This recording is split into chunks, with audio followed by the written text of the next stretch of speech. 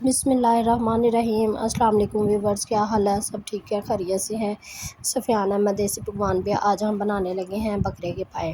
تو یہ بکرے کے پائے ہیں، 5 پیچھے کے پائے، 5 آگے کے، 10 پائے ہیں۔ ان کو ہم نے جو ہے نا دھو لیا، صاف کر لیا اچھی طرح سے۔ اب ہم نے جو ادھر جو ہے نا پریشر رکھ لیا، اس کے اندر گھی ڈال لیا اور کھڑے مسالے ڈال رہے ہیں، چھوٹی الائچی، بڑی الائچی، دال چینی کا ٹکڑا اور تیز پتہ۔ اور میں نے اس میں نا تقریباً 1 پاؤ سے زیادہ، تقریباً پیاز جو ہے نا 1.5 پاؤ ہوئے گی، وہ میں نے اس کو ڈال لیا۔ ڈال کے اچھی طرح سے اس کو ہلکا براؤن کر لینا، بہت زیادہ براؤن نہیں کرنا۔ اور ساتھ ہی 3 سے 4 چمچ جو ہے نا ادرک لہسن کے بھر کے ہم نے ڈالنے ہیں، وہ ڈال لیا۔ ڈال کے اس کے پیاز کو جو ہے نا ہم نے ہلکا براؤن کرنا، بہت زیادہ براؤن نہیں کرنا۔ اور ساتھ ہی ہم ڈالیں گے اس کے اندر نمک، مرچ، ہلدی، اور ساتھ ہی جو ہے نا اس کے اندر تھوڑا سا پانی ڈال دیں گے تاکہ ہمارے مسالے جو ہے نا وہ جلے نا، مسالے جلے نا۔ اور اس کے اندر میں نے ڈال دی ہلدی بھی ڈال دیا، اور ساتھ ہی میں نے ڈالا تھا اس کے اندر 1 کپ بھر کے جو ہے نا دہی ڈال کے اچھی طرح سے اس کی میں نے بھنائی کرنی ہے، پانی ڈال کے اس کی، تاکہ پیاز جو ہے نا وہ اچھی طرح سے گھل جائے۔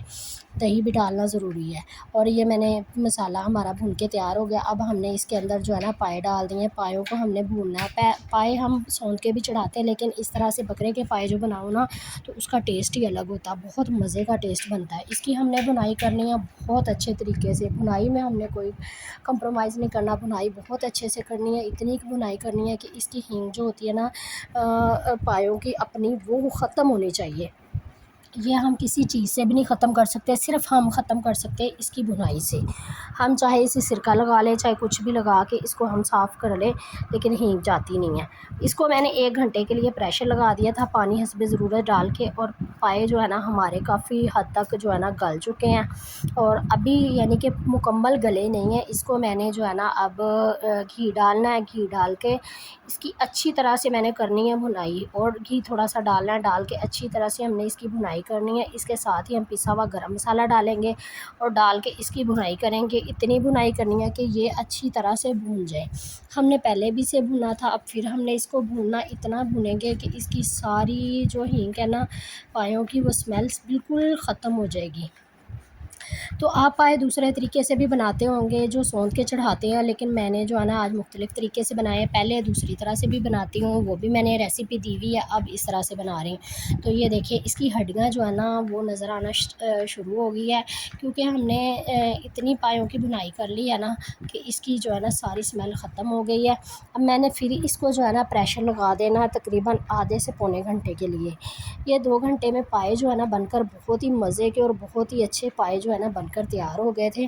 تو اس کو میں نے دوبارہ سے، جتنا ہمیں شوربہ چاہیے اس کے لیے ہم نے پریشر لگا دینا ہے۔ پریشر لگا کے اس کو کوشش کروں گی کہ آدھے گھنٹے سے زیادہ لگاؤں۔ یہ دیکھیں اتنے ہمارے پائے گل چکے ہیں، بہت زیادہ ہم نے جو ہے نا پریشر نہیں لگانا۔ اب اس کو میں نے نا پریشر لگا کے تو ڈھک دینا، پکنے چھوڑ دینا ہے، اور دوبارہ ہم پریشر کھولیں گے تو پائے ہمارے جو ہے نا بہت اچھے سے بن کر تیار ہو جائیں گے۔ ادھر ہم نے پریشر کھولا ہے تو یہ دیکھیں پانی اس کا جتنا ڈرائی ہونا تھا ہو گیا ہے، اور اگر اب ہم اور ڈالنا چاہیں تو وہ بھی ڈال سکتے ہیں۔ اگر آپ نے اتنا ہی رکھنا ہے تو اتنا بھی رکھ سکتے ہیں، لیکن مجھے جو ہے نا یہ زیادہ تھوڑا سا کرنا تھا۔ میں نے اس کا جو ہے نا پھر اس کے اندر گرم پانی کر کے ایڈ کیا تھا، ٹھنڈا پانی نہیں، گرم پانی کر کے ایڈ کیا۔ پھر میں نے اس کو پکا کے پسا ہوا دھنیا اور پسا ہوا گرم مسالہ ڈال کے، کالی مرچ ڈال کے تھوڑا سا پکا کے پھر میں نے نکال لیا۔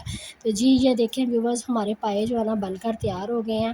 یہ چھترے کے پائے نہیں تھے، یہ بکرے کے پائے، بکرے کے پایوں کا کلر تھوڑا سا ایسا ہوتا ہے۔